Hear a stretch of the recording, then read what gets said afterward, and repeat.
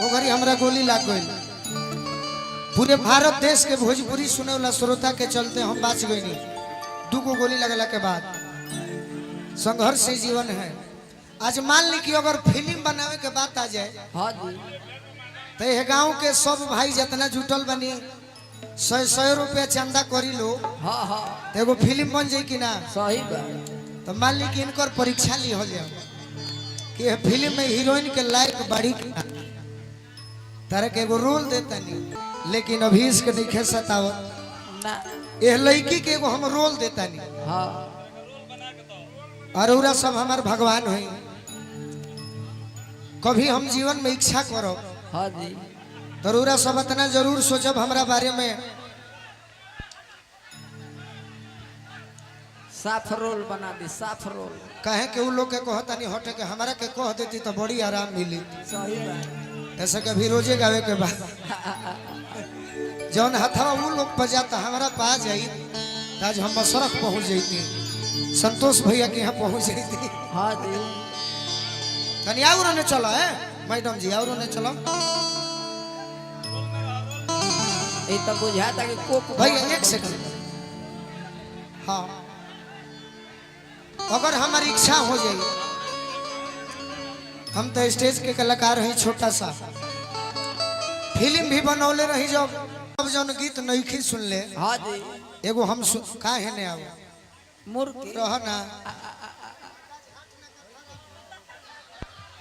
मुर्गी ये देखिए यूट्यूब भाई दूर बड़े उछल है ना। अब मुर्गी हम थोड़े मारिला ई लोग मारेला। अब देखले बड़ा तो काहे को दिन प्रोग्राम करौला दोसरा के प्रोग्राम में वीर मत बने लगो। घरे ढंग से सुनो घरे बोला के एक दिन मुर्गी मारा भाई। हाँ तू घरे बोलाओ ना फ्री में आज मुर्गी देख ना ली। वो दिन मुर्गियों देखो गोलू राजा के चुरकियों देख ले पागल कहीं। और मुर्गियों खुल जहाँ मुर्गी ले जे देखले बा ओरिजिनल सुनवैया नहीं खे ना आज ये गीत सुन ले बा ये ओरिजिनल सुनवैया बड़े। अभी सभे गीत सुन ले बहुत पहले हाँ जी कि आज राजा जी के कोरवे में अरे जवान हो खेती तनी मनी रौरा बैठ जाए रेस्ट करे रौरा नाचो दिन तो हमारे का जाने काहे टूटे जावे फाटे असो हो जाता दोसर मन हो जाता है। ना मन दोसर ना ही। कलाकार बड़ी बेचारी बड़ी सुंदर चेहरा हाँ जी बड़ी सुंदर नाम गर्मी हसरते नकाम से जल जाते हैं। एक होगी तनी हाला ढेर होता क्या ये बाबा गोपाल बाबा इस गाना को वैसे दर्शाइए मुस्कान जी। हमारे यूट्यूब वाला भाई भी हमारे पक्षी से आला हाँ जी ये भाई गाना काहे गावत रे ये तो गाना एगो ऐसन बा हाँ जी कि हमारा मरला के बादो ई गीतिया जीवित रही। सही बात। कौन ठीक बा पटरौना से गोपालगंज जाई ट्रक वाला मार दी धक्का लग जाए हम मर जाई का हो ना। इश्क बड़ी सतावत आई तो हौ लाइन हो कि दिल जे बनावल पागले नु होई प्यार जे बनावल उ होई कसाई अब ही तनिक लागे बाद में बुझाई घोटलो घोटाई ना रनिया मिठाई।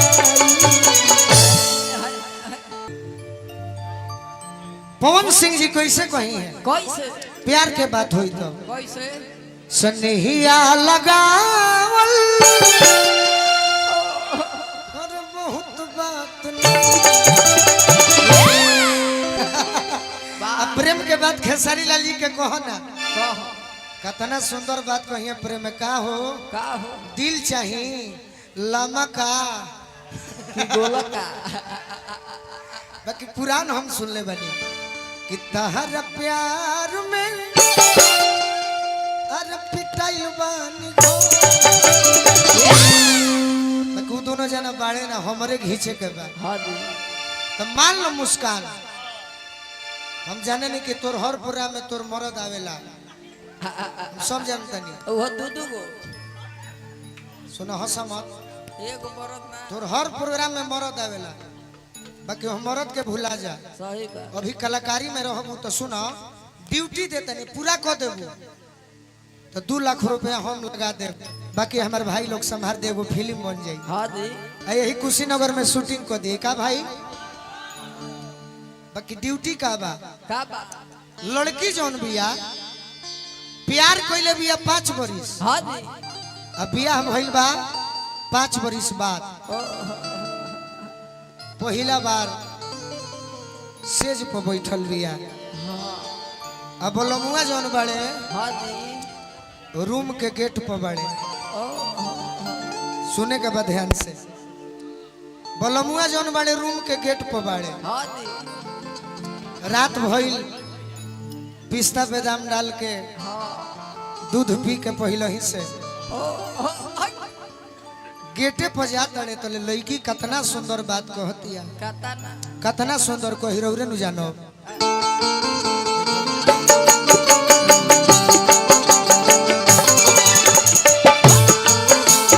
ओरिजिनल भाव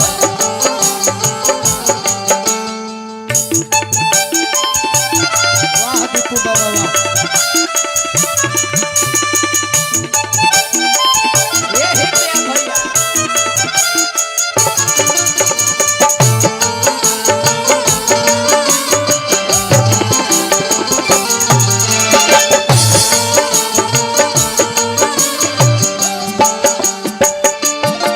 लड़की कहतिया का कि आज हो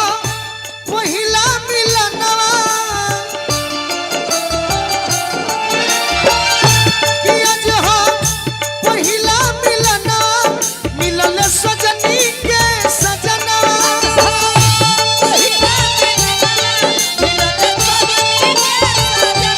हमारी अंग अंग गुलाब नियन खिलल बा बदनवा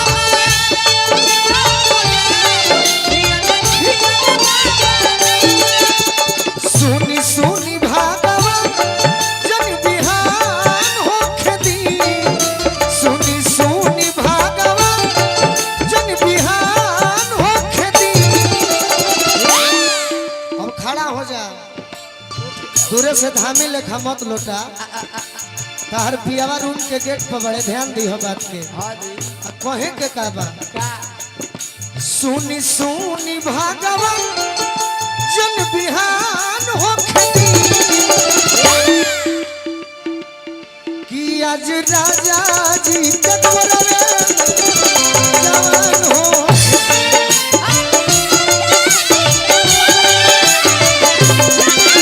कि आज राजा जी के द्वारे जवान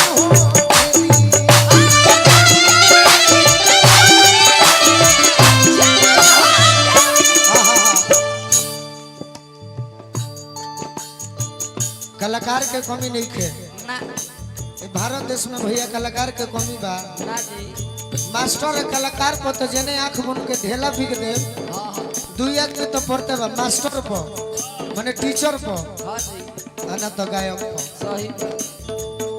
बाकी हमो घरी के कलाकार बानी जो नाच के जमाना होत रहे हमारा रोहतास जिला में हाँ हाँ रौरा सब सुनले हो कब रोहतास जिला सासाराम सही बा डिहरी उजिया के कलाकार एगो रहली बिजली रानी नटवार के जेकर गीत रहे पियावा जात बड़ो पुलिस के बहलिया में गीता रानी गौले रहली कि एथी में सामान बा 25 लाख के जीटी रोड जाम हो जाई तो हमार 10 गो मित्र भइलन आज भी बाड़न हाँ जी और 10 मित्र में 9 गो दोस्त हमार मुस्कान जी रेवटी के पीछे जास हाँ हाँ के करे के देखे ये करा के तारा से सुंदर चेहरा के कि कई गो निमन आई बड़ी सब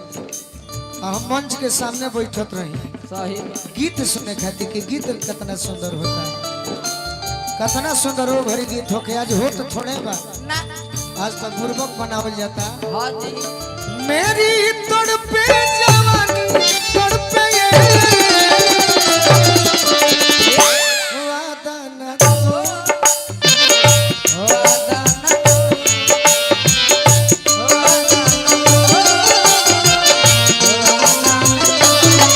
मेरी तड़पे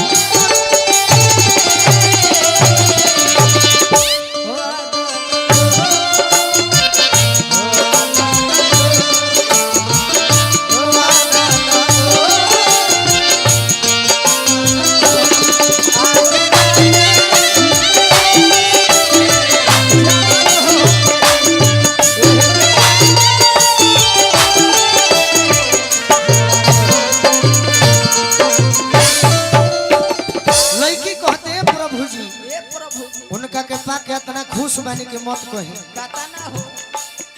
अच्छा साच कहीं भर सक बेतिया जिला में दुगोला के कलाकार ना आवेले वो कहले सके भाई हमने के 20,000 रेट बा बाकी छूट ना मिले सही बात बहन तने डिमांड बा बहनियो ना हो अरविंद अभियंता जी से एक दिन पूछनी के चाचा एगो हमारे मित्र के यहाँ प्रोग्राम बा कौन ना दो कहते रे बाबू 50,000 लाई कहनी हाँ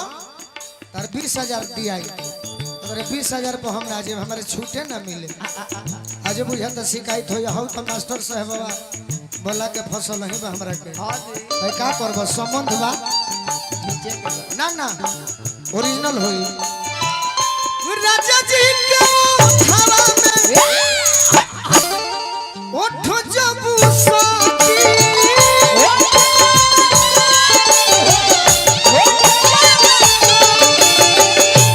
हमारा पिंटू भैया की ओर से हाँ जी 1100 रुपए का आशीर्वाद मिलल जय हो। भैया के बार बार प्रणाम करब आशीर्वाद के प्रतीक्षा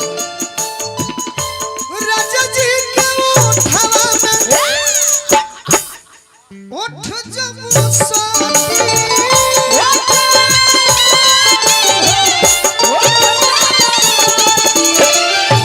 भूख भूख मारी हमरा दिलवा के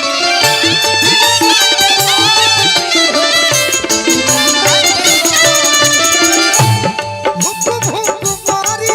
हमरा दिलवा के मोती मजा आवता वाह मिल के कैसन लागल कैसे ये फील्ड है ये जो हम और आप करने आए हैं हाँ जी यहाँ सभी सुने आई बनी हाँ हाँ तो यहाँ सबके अपन रोल बा सही बात तू नाचे आई बड़ू तहार रोल बा हम गावे आई बनी साउंड वाले भैया आई बड़े सबके अपन अपन रोल बा ये हम रोल करतनी निमन रोल होई हाँ तो निमन लोग कही सही बात कि रात भर लभ के दरियावे में कि रात भर लभ के दरियावे में नहान होखेली आज राजा जी के कोरवे में जवान होखेली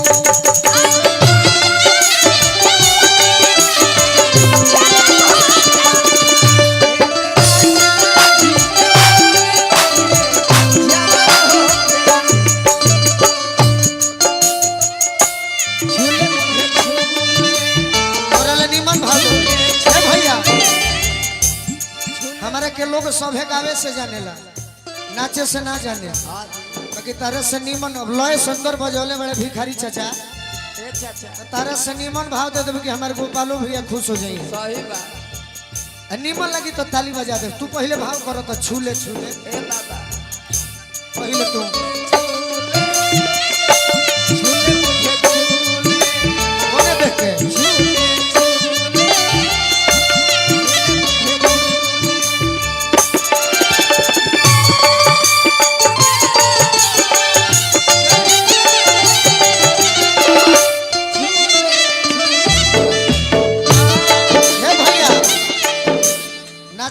कम हंस तारू जाते लेडीज के भाव कैसे हो कैसे तू गोलू राजा बना माइक धरो आई है पर हम कैसे देखाओ तनी हाँ जी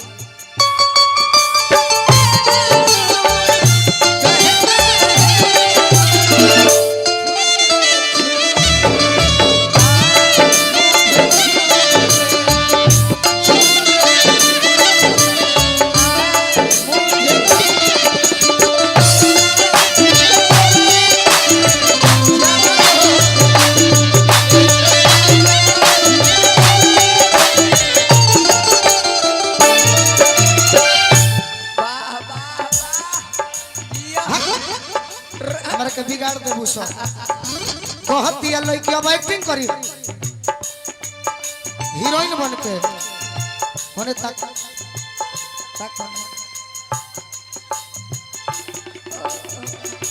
हाँ चापुर को भाव मत बिगाड़ो